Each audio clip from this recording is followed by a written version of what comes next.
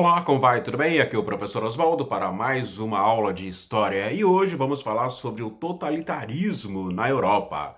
Sim, e se você gostar deste conteúdo, já deixa aí o seu like, inscreva-se no canal e compartilhe esta videoaula e hoje falando sobre o totalitarismo na Europa. Bom, como você já sabe, a crise nos Estados Unidos, provocou ali uma redução drástica dos capitais estadunidenses investidos na recuperação dos países europeus afetados pela Segunda Guerra Mundial. E isso vai fazer com que a crise econômica e também o desemprego em massa vão se instalar nesses países. E faz com que cresça então o que? As críticas ao liberalismo político e econômico que o seja capaz de conter a crise na Europa. Ou seja, e esta Europa passa a viver então uma profunda polarização política, isso mesmo, polarização política, né? Então a gente tem de um lado trabalhadores, ativistas políticos e intelectuais que denunciavam o capitalismo como responsável pela crise e apregoavam então a revolução socialista.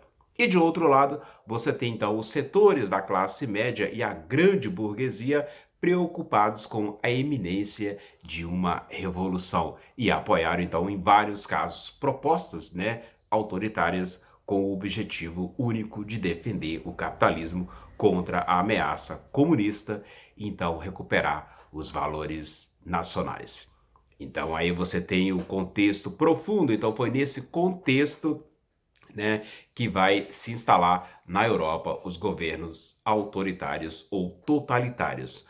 Bom, a pergunta é, como se caracteriza o totalitarismo? Bom, o totalitarismo ele se caracteriza pelo abuso da autoridade no exercício do poder, mas vai além.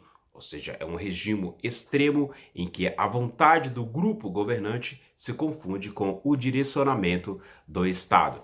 Então, as relações sociais, o cotidiano, assim sendo, passa a ser tratado de forma diferente. Então, a imprensa, a cultura, o sistema educacional são controlados pelo governo e de uma forma bem rígida é policiado. E aí você tem o nascimento de um Estado totalitarista na Europa.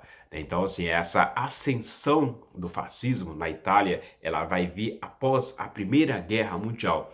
Assim como nos outros países da Europa, a economia da Itália ela vai se deteriorar, Ou seja, empresas fecharam suas portas, perdão, e o desemprego atingiu níveis altíssimos. Além disso, a sociedade italiana ela enfrentava um drama das perdas humanas na guerra, na Primeira Guerra, que girou em torno de 500 mil mortos e 400 mil mutilados. Então, de um lado, você tem a crise do pós-guerra e o fortalecimento, de organizações operárias, que fizeram então avançar as propostas socialistas influenciadas pela Revolução Russa que ocorrera no ano de 1917. E do outro lado você tem então desempregados, ex-combatentes e antigos socialistas fundaram então a Fati de Combatimento, ou seja, grupo paramilitar liderado por quem? Benito Mussolini, isso mesmo, Benito Mussolini, Então, este movimento, ele combatia quem? Os comunistas, combatia a democracia liberal e também as organizações operárias e socialista. Porém, em outubro, de 1922, marca aí para você não esquecer, em outubro de 1922, os fascistas, promoveram a famosa Marcha sobre Roma. Pressionado, o rei governou o líder fascista, ou melhor, convocou, o líder fascista, a partir daí então conhecido como o Duce, ou seja, o condutor, a ocupar o cargo de primeiro-ministro. E como chefe de governo, Mussolini então extinguiu os partidos políticos de oposição, censurou a imprensa e criou uma polícia política que vigiava e punia os opositores do regime. Assim nasce o totalitarismo na Europa. É isso. Não só o totalitarismo, mas como o fascismo na Itália. É isso, de uma maneira bem simples, direta, reta. Se não entendeu, volta ao vídeo. Eu te entreguei aqui um bom conteúdo a respeito de como nasce, né, e a ascensão do fascismo na Europa e especificamente na Itália.